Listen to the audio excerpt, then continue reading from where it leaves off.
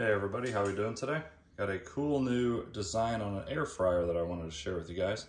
This is the Midea Dualzone Airfryer that's also an oven. It actually has some pretty cool features built into it. And I've been air frying food for years now, and I always just have the single compartment.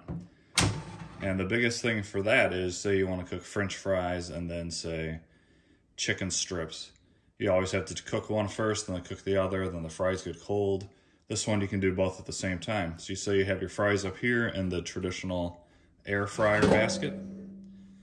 Real quick, let me point out, I like the design of this pan that they put in here. So it's very easy to pull out and clean. But what I really like, it has silicone bumpers. So when you throw it back in, you're not gonna scratch it or make that loud noise of metal rubbing against metal. So I actually really like that. All the other air fryers I have, you kind of have to drop it in, and I don't know, if you have one, you know what I'm talking about. Pop that back in, and then down here is a door that acts as a traditional oven. So you can cook small pizzas in there, chicken tenders, fish, chicken breast. I mean, anything a traditional small oven can cook for you. Also comes with a pan for the oven, and then a crumb tray that slides right down here and catches any crumbs or grease. And then this just slides right in there like that. Very simple. And both of these are a see-through design, so while this is running, there'll be a light inside and you can actually watch your stuff cook. Keep a good eye on it. One thing I really love that they did with this, and I'll show you that in just a moment, is they have something called the sink cooking.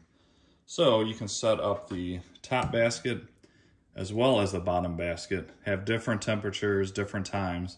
And if you hit the sync button, say you're cooking chicken breast down here for 25 minutes, and then you have French fries up here for 10, this will cook for 15 minutes, and then when it hits that 10-minute mark, it'll then kick on this one up here, and they'll both be done cooking at the same exact time, which I think is actually genius. All right, so you have the upper and lower, and this even has Wi-Fi, so you can control it from an app, which is awesome. So let's start with the upper. You can air fry, grill, dehydrate, bake, roast, broil, reheat, toast, bagel, or keep warm for the both of these. So as you can see, we got the upper, and we want to pick, let's do air fry. Okay, now you can set your time for the upper, let's say 10 minutes. Click that in, 390 degrees. If that's not good, you just hit temp, and then change it down to say 325. Okay, then that is set, and then you go over to this lower, which of course is the oven. Let's say we want to bake something. Oh, we gotta use this. Go over to bake, click it, same thing. Set your time, 20 minutes, your temp, 350, and then these are ready to rock and roll. Then all you have to do is the sync finish, and this will time them, depending on your time, of course, when to kick on each section, which I think is awesome. So you can individually click one on or the other. I know with the sync activated, you just click on one and then it's automatically gonna kick on the other one for you. And then you have a light as well. Let me back up and try to show you the light. Once you have food and stuff in there, it's gonna be easier to see. But yeah, I like the design. Let's go ahead and kick it on for the first time, see how loud it is. And we're gonna hit, go. See how this one says hold? That's gonna wait till the correct time. So I believe I did 10 minutes on that.